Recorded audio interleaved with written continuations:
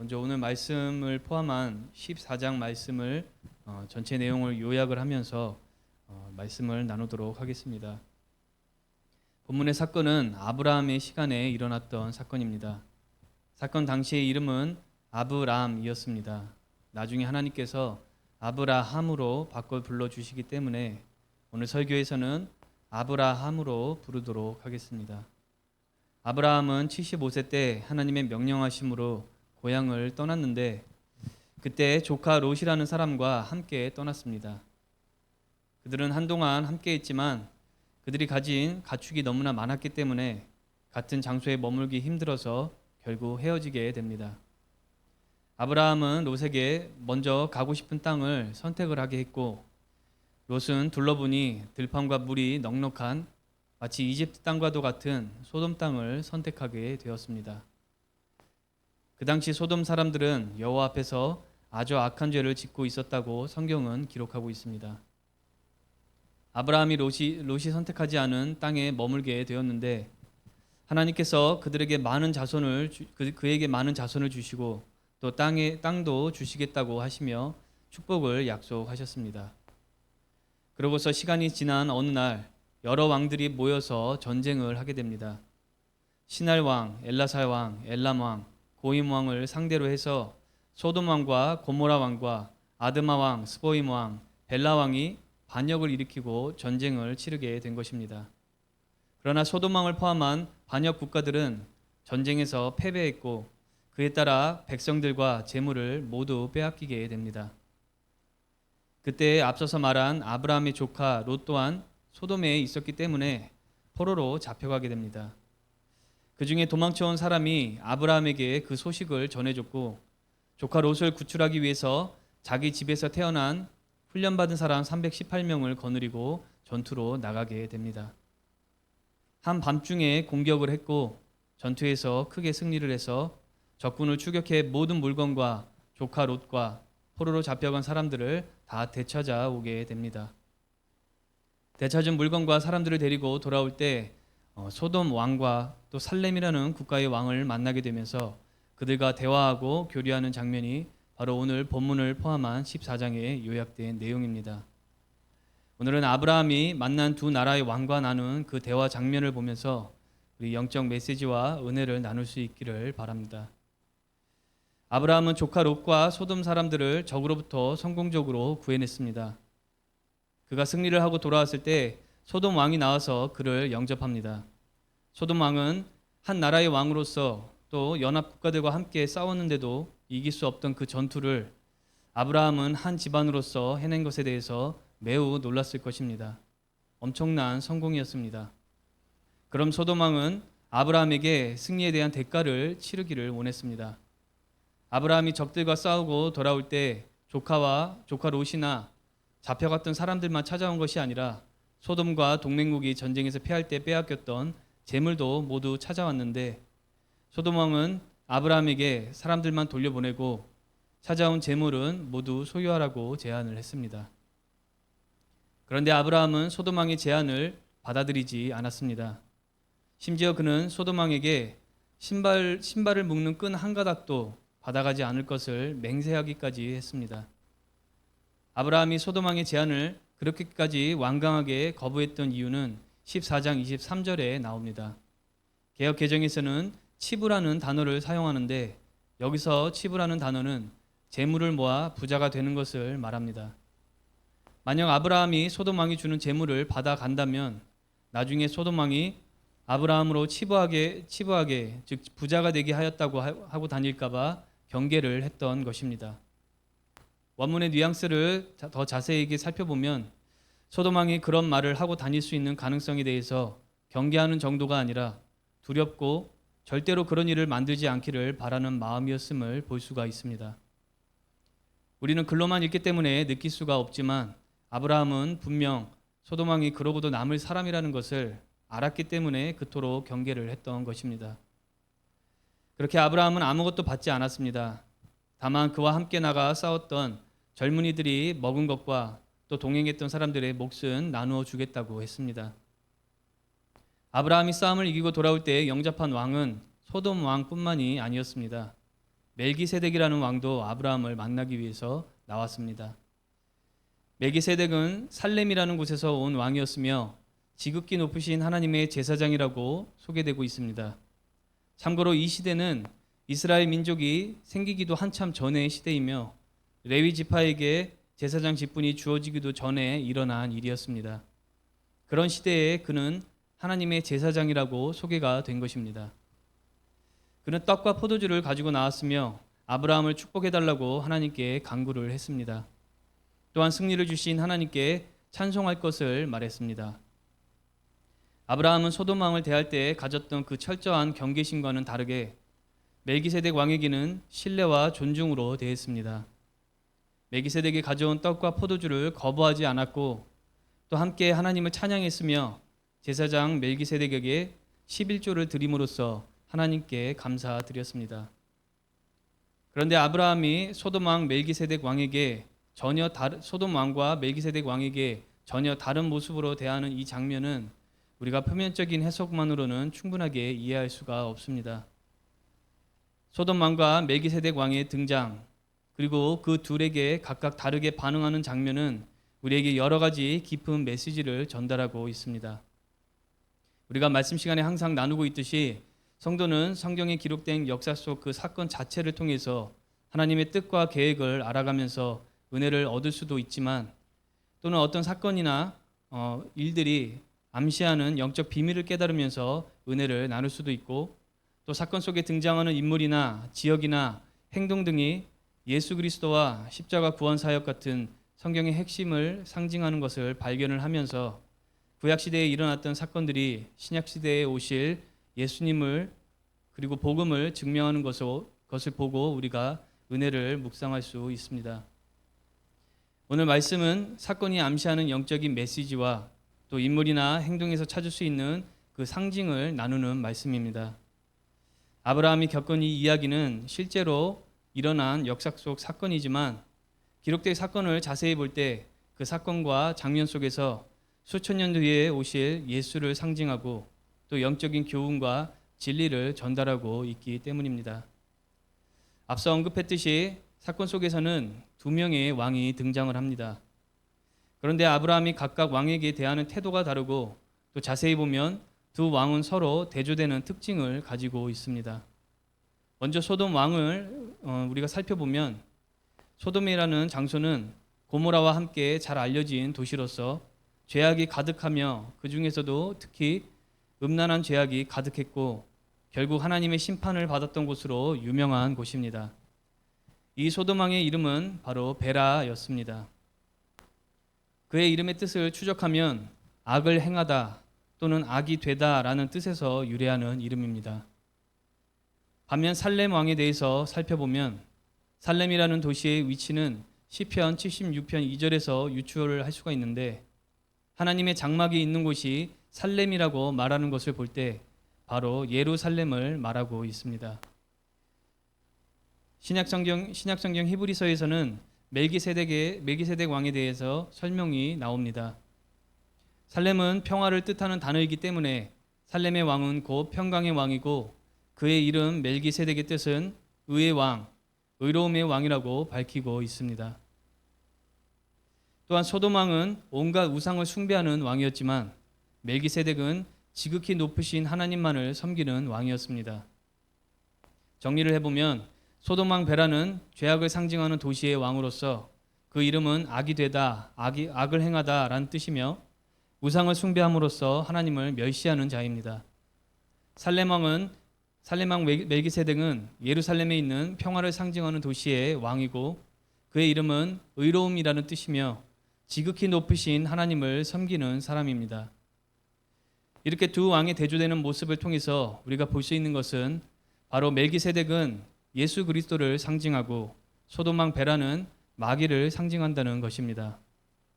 물론 역사 속에서 이 두 왕이 실제로 예수님께서 사람으로 오시고 마귀가 사람으로 왔다고 말하는 것은 아닙니다. 멜기세덱이 구약시대 때 사람으로 나타난 예수일 것이라는 의견도 있지만 확실하게 단정짓기는 어렵고 또 오늘은 그 부분에 대해서는 나누지 않으려고 합니다. 멜기세덱이 예수 그리스도를 상징하는 요소는 더 있습니다. 본문 18절 말씀을 보면 멜기세덱이 아브라함을 영접하면서 떡과 포도주를 가져오는데 예수님께서 제자들과 마지막 만찬하실 때 주신 떡과 포도주, 또 우리가 지금 성찬식을 가지며 예수님의 희생에 참여하는 떡과 포도주를 연상하게 합니다. 멜기세덱의 직책도 예수를 상징하는 요소가 됩니다. 그는 왕이자 제사장이었습니다.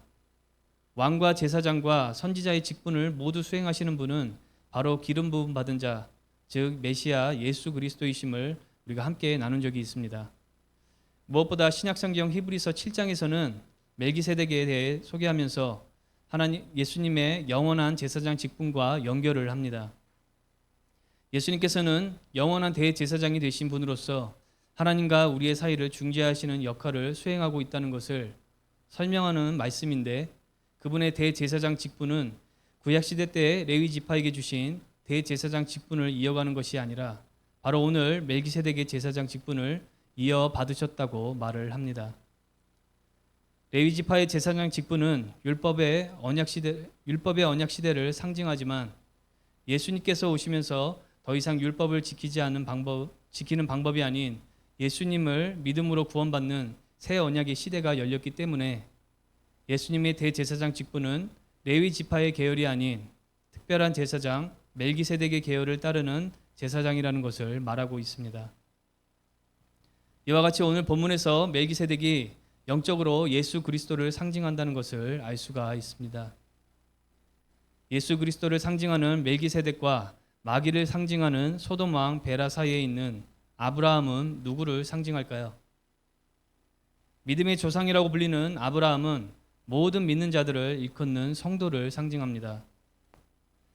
이렇게 예수님과 마귀와 성도를 상징하는 사건을 통해서 우리가 알아야 할 진리를 전하고 있는 것입니다. 아브라함과 소돔 왕의 대화를 보면은 소돔 왕은 전투의 승리를 아브라함의 위대함으로 포장하기 위해서 큰 대가를 지불하려고 했고, 그 대가를 토대로 아브라함을 부유하게 만든 자가 결국 소돔 왕이라고 말하려고 했습니다. 이것이 바로 마귀의 행동입니다. 우리가 살면서 겪게 되는 모든 종류의 승리와 성취와 성과를 마치 나의 능력과 힘과 노력으로 이룬 것이라고 착각하게 만드는 것입니다. 그렇게 함으로써 나를 교만하게 만들 뿐만 아니라 그 모든 성공을 가능하도록 허락하신 하나님을 까맣게 잊어버리도록 만드는 것입니다.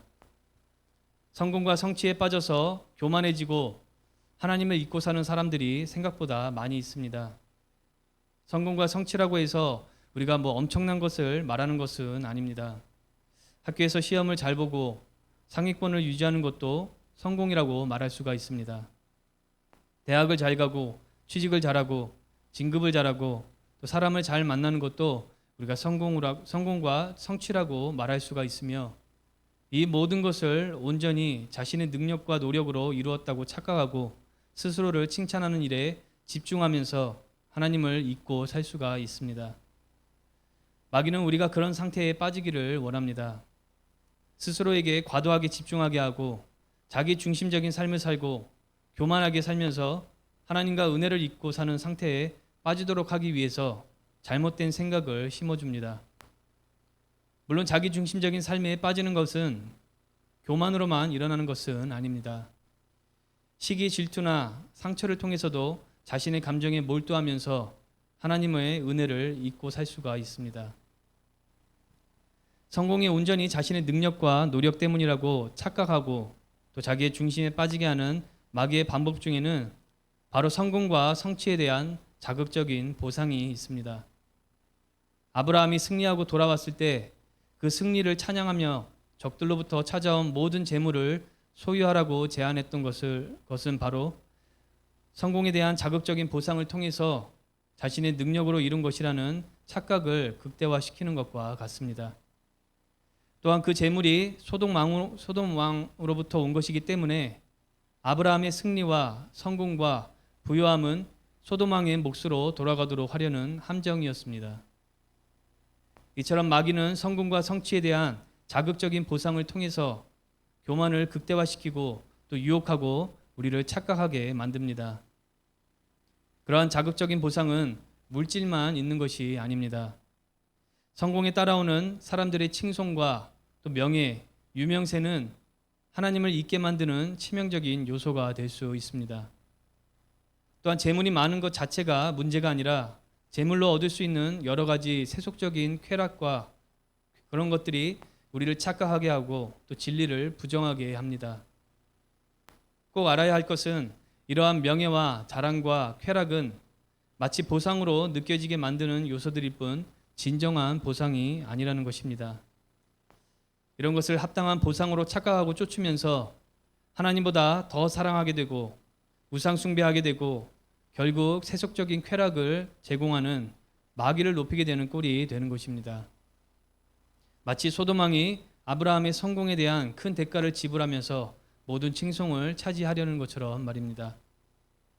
소돔 왕과 대조되는 멜기세덱과의 대화를 보면 마귀의 악함과 교활함이 더 선명하게 드러납니다. 아브라함을 맞으러 나온 멜기세덱은 먼저 하나님의 이름으로 축복을 했습니다. 그는 그 만남 가운데 가장 먼저 하나님을 초청을 했고 하나님의 위치를 분명하게 했습니다. 그는 하나님을 지극히 높으신 하나님이라고 표현했는데 이 말은 곧 가장 높으신 하나님이라는 말입니다. 멜기세덱은 그렇게 아브라함을 축복하고 또 전투에서 승리할 수 있도록 능력을 주신 하나님을 찬양했습니다. 소돔 왕과는 완전하게 다르게 승리할 수 있었던 이유가 어떤 개인의 능력이 아닌 온전히 하나님의 능력 때문이라는 것을 밝히면서 교만함과 자기 스스로 영광 돌리는 일에 빠지지 않고 오로지 감사와 경배를 드리도록 한 것입니다. 이러한 모습은 곧 예수님께서 성도를 인도하시는 모습입니다. 예수님은 우리에게 하나님 아버지에게 대해서 가르치시고 찬양하도록 하십니다. 먼저 예수님은 하나님 아버지 성령님과 함께 하나의 본체이신 하나님이시기 때문에 그 누구보다 하나님 아버지를 잘 아시는 분으로서 우리를 가르치십니다. 또한 기름 부음 받은 자 예수님은 영원한 왕의 직분, 제사장의 직분, 선지자의 직분을 수행하시는데 오늘 멜기세덱을 통해서 특히 제사장의 직분을 보여주셨습니다. 예수님의 제사장의 직분은 히브리서에서도 멜기세덱을 언급하면서 자세하게 설명하고 있습니다. 대제사장의 역할은 먼저 희생 제물로 제사를 드림으로써 우리가 죄를 용서받고 하나님 앞에 나아갈 수 있게 하는 것입니다. 예수님은 대제사장으로서 십자가에서 영원한 제사를 드리셔서 우리의 죄를 해결하셨고 지금도 하나님 우편에서 우리를 위해서 중보하시며 영원한 대제사장 역할을 수행하고 계십니다. 또한 대제사장 되신 예수님은 성도가 하나님을 제대로 알고 하나님을 제대로 찬양하도록 가르치시고 인도하십니다. 본문에 예수님을 상징하는 멜기세덱은 소돔 왕 베라와는 반대로 성공과 성취의 요인이 하나님께 있다는 것을 분명하게 한 것처럼 예수님께서는 앞서 말한 모든 종류의 성공과 성취와 성과가 그러한 것을 할 수 있는 능력과 기회를 주시고 주관하시는 하나님께 있음을 알게 하십니다. 성도가 이러한 진리를 분명히 알고 인정할 때 하나님께 모든 영광을 돌리며 경배하게 되는 것입니다. 하나님께 영광을 돌린다고 해서 우리가 성공의 보람과 기쁨과 그러한 열매가 사라지는 것이 아닙니다. 보람과 열매를 모두 누리면서도 교만한 마음이나 성공의 보상으로 착각하는 자랑과 쾌락에 빠지지 않고 또 우상 숭배하는 것으로부터 우리의 영혼을 지킬 수 있게 되는 것입니다. 이와 같이 성공을 이루었던 아브라함을 맞이하는 살렘 왕 멜기세덱과 소돔 왕 베라의 대조된 모습을 통해서 예수님과 마귀의 차이점을 분명하게 보면서 성도가 따르고 순종해야 할 대상과 갖추어야 할 신앙의 모습을 보게 됩니다. 여기 계신 모든 성도분들의 인생에서는 성공과 또 성취와 성과가 있을 줄을 믿습니다. 그런데 이러한 성공이 자신의 능력 때문이라고 여기고 또 성공에 따라 붙는 명예와 자랑과 쾌락을 합당한 대가와 보상으로 여기며 그런 것에 빠져서 산다면 우리가 교만과 자기 중심과 우상 숭배함으로 하나님을 잊어버리고 멀어지며 하나님께 드려야 할 영광을 세속적 쾌락을 주는 마귀에게 돌리는 일이 되고 말 것입니다. 반면 성도가 성공과 성취와 성과를 이루어도 그것을 자신의 능력으로 여기지 않고 능력을 주신 분도 기회와 열매를 주신 분도 하나님이라는 것을 인정하는 삶을 산다면 모든 영광을 온전히 하나님께 드리기 때문에 명예와 자랑에 빠져 살거나 우상 숭배하지 않고 또 쾌락의 중독보다는 성공을 통해 주신 좋은 열매를 건전하게 누리면서 감사하는 삶을 살게 될 것입니다. 오늘 말씀을 통해서 집중해야 할 것은 무엇보다 하나님의 영광을 가로채려는 그 마귀의 악함과 하나님의 영광을 하나님께 온전히 드리도록 하시는 예수님입니다. 성공하는 일뿐만 아니라 어떠한 상황에서도 마귀는 하나님의 영광을 가로채려고 하고 성도는 하나님의 영광을 탐내도록 만듭니다. 또한 하나님을 잊어버리고 세상 자랑과 쾌락에 묻혀서 살게 만들려고 노력하는 것이 마귀입니다. 아담과 하와가 죄를 짓게 된 것도 선악과를 먹으면 마치 하나님과 같이 된다고 말하며 그 영광을 탐내고 쾌락을 쫓게 한 마귀 때문입니다. 예수님은 어떠한 상황에서도 하나님만 합당하게 받으셔야 할 영광을 온전히 하나님께 드릴 수 있도록 인도하십니다. 또한 언제나 하나님의 은혜를 기억하게 하시고 예배와 감사의 삶을 살 수 있도록 인도하십니다. 마귀는 성도로 하여금 하나님을 멸시하게 하고 사망과 패망의 길로 인도하지만 예수님은 성도로 하여금 하나님을 영화롭게 하고 생명과 승리의 길로 인도하십니다. 아브라함은 하나님께 집중하고 영광 돌리고 찬양하는 제사장 멜기세덱과 함께했습니다. 성도는 하나님 아버지께 집중하고 영광 돌리고 찬양하는 영원한 대제사장 예수 그리스도와 함께해야 될 줄 믿습니다. 말씀을 정리해 보겠습니다.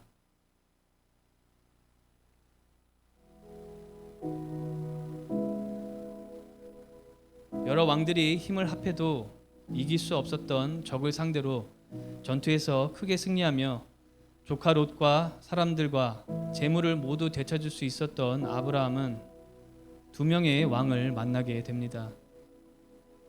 한 명은 소돔 왕 베라로서 죄악의 도시의 왕이고 이름은 악함이 되다, 악을 행하다라는 뜻을 가지고 있으며 우상을 숭배하는 왕이었습니다. 다른 한 명은 살렘 왕 멜기세덱으로서 예루살렘에 있는 평화의 도시의 왕이고 이름은 의로움이라는 뜻을 가지고 있으며 한 분이신 하나님을 경배하고 섬기는 제사장이었습니다.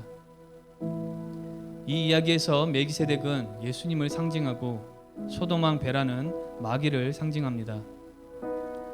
소돔 왕은 아브라함의 승리에 대해서 하나님을 찬양하지 않았습니다. 오히려 자극적인 보상을 제안함으로써 아브라함으로 하여금 승리를 자신의 능력으로 이룬 것으로 착각하도록 했습니다. 그리고 재물을 준 소돔 왕이 그 모든 영광을 취하려고 했습니다.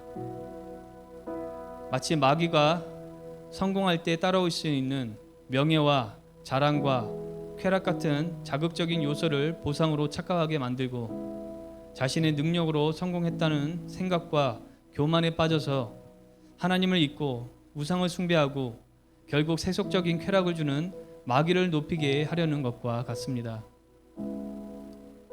멜기세덱 왕은 아브라함의 승리가 온전히 하나님의 능력과 은혜임을 분명하게 선포하고 처음부터 끝까지 하나님을 경배했습니다.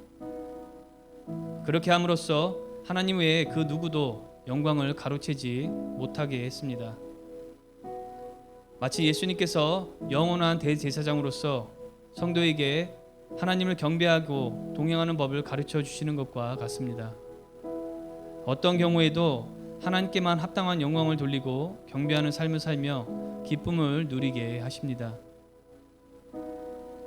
성도는 하나님의 영광을 가로채는 행위로 기쁨을 누리는 것이 아니라 하나님께 합당한 영광을 온전히 드리고 감사하는 삶에서 기쁨을 누리게 됩니다. 오늘 말씀을 통해서 소돔 왕의 악한 재물을 거절하고 멜기세덱의 온전한 예배를 선택했던 아브라함과 같이 마귀의 악한 유혹과 거짓된 논리를 거절하고 예수님께서 가르치시고 인도하시는 온전한 예배를 택해서 어떠한 상황에서도 하나님께 영광 돌리는 여러분들 되시기를 바랍니다. 멜기세덱의 등장부터 경배하는 장면 전체에서는 하나님이 3번 언급되는데 모두 지극히 높으신 하나님으로 표현을 합니다. 지극히 높다는 말은 가장 높다는 말로서 세상에서 가장 높으신 하나님을 표현하는 말입니다. 본문에서 지극히 높으신 분이라는 단어의 히브리어 원문이 바로 엘리온입니다. 세상에서 가장 높으신 분의 교회, 세상에서 가장 높으신 분을 찬양하는 교회로 모이기 위해서 약 14년 전에 선택하고 교체한 공동체의 이름이었습니다. 엘리온 교회에 모여서 하나님을 예배한 모든 성도분들은 앞으로도 여호와 하나님을 세상에서 가장 높으신 분이라고 고백을 하고 하나님께 영광 돌리는 그러한 신앙 되시기를 주님의 이름으로 축원합니다. 기도하시고 축도로 예배 마치시겠습니다. 하나님 아버지, 오늘 말씀에서 본 살렘 왕 멜기세덱과 소돔 왕 베라를 통해서 예수님은 우리로 하여금 하나님의 능력과 은혜를 알고 영광 돌리게 하시고 마귀는 하나님의 능력과 은혜를 잊어버리고 교만과 자기 중심의 삶을 살게 한다는 것을 다시 한번 확인하게 되었습니다. 어떤 상황에서도 교만과 착각에 빠져 살지 않게 하시고 오로지 하나님께 합당한 영광을 돌리며 엘리온 하나님을 찬양하는 성도들 되게 하여 주시옵소서. 예수님의 이름으로 기도했습니다. 아멘. 지금은 우리 주 예수 그리스도의 한없는 은혜와 하나님 아버지의 극진하신 사랑하심과 성령 하나님의 감화 교통 충만하심이 어떠한 상황에서도 지극히 높으신 하나님께만 영광 돌리기로 작정한 모든 성도분들 머리 위에 이제로부터 영원까지 함께 하시기를 축원기도 하옵나이다.